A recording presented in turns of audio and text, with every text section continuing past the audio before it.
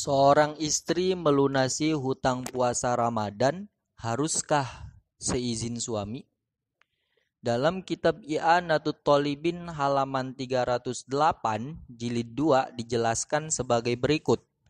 Wa yahrumu 'ala zaujati antasuma tatawwu'an aw qada'an muwassa'an wa zaujuha hadirun illa biiznihi aw ilmi ridohu. Dan haram bagi seorang istri untuk melakukan ibadah puasa sunnah atau puasa qada yang diperluas waktunya, sedangkan suaminya ada, yakni tidak berpergian kecuali dengan izin suaminya atau mengetahui ridhonya.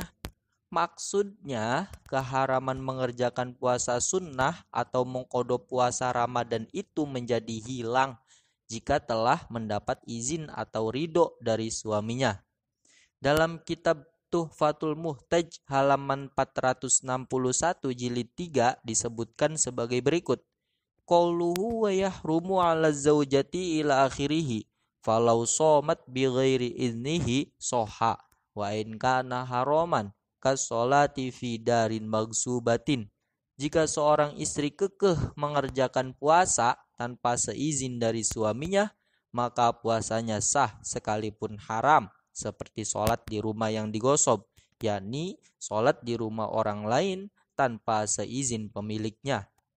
Maksud dari puasa qada yang diperluas waktunya ialah hutang puasa itu tidak diakibatkan karena kecerobohan. Misalnya dulu ia tidak berpuasa karena halangan menstruasi di bulan Ramadan, maka kewajiban mengqada puasa ini tidak harus dilakukan secara segera. Ia boleh menunda qada puasa tersebut kapan saja sampai waktunya menjadi sempit. Dalam bab yang lain, yaitu bab nafkah, Imam Ibnu Hajar mengatakan demikian. Wa yamna'uha insya'a sauma au nahwi sholatin au i'tikafi naflin ibtidaan wa intihaan walau qoblal ghurubi li anna haqqahu muqaddamun alaihi liwujubihi alaiha wa illam yurid at-tamattu'a biha 'alal aujahi li'annahu qad yatra'u lahu iradatuhu fayajiduha shaimatan fayatadarraru fa in abat wa shamat wa au atammat fanashizatun fil azhari fataskutu jami'u mu'anima shamathu limtinaiha minat tamkinil wajibi 'alaiha. Artinya, seorang suami berhak melarang istrinya untuk mengerjakan puasa, sholat, iktikaf yang hukumnya sunnah, karena hak suami wajib didahulukan atas hak mengerjakan ibadah sunnah oleh seorang istri.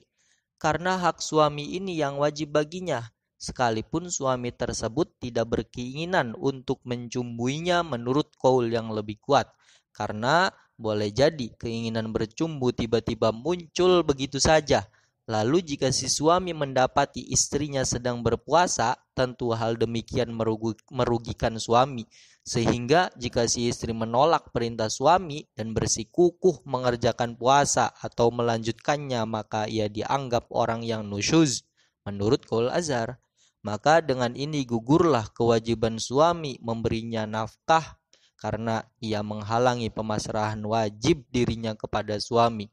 Kesimpulannya, mengerjakan puasa qada Ramadan yang kewajiban qadanya diperluas seperti kasus di atas harus dengan izin atau mendapat ridho dari suaminya.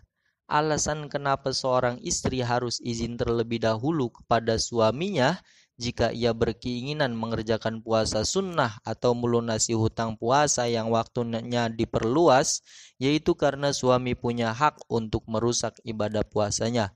Misalkan suami mengajaknya bercumbu atau berhubungan badan. Dalam kondisi semacam ini, diwajibkan memenuhi hak suaminya. Jika tidak, maka puasanya tetap sah namun haram karena menghalangi hak istimta seorang suami. Hal ini seperti yang disampaikan oleh Imam Ibnu Hajar. Wa inna ma lam yajuz saumuha bighairi idnihi ma'a hudurihi nazron li jawazi ifsadihi 'alaiha.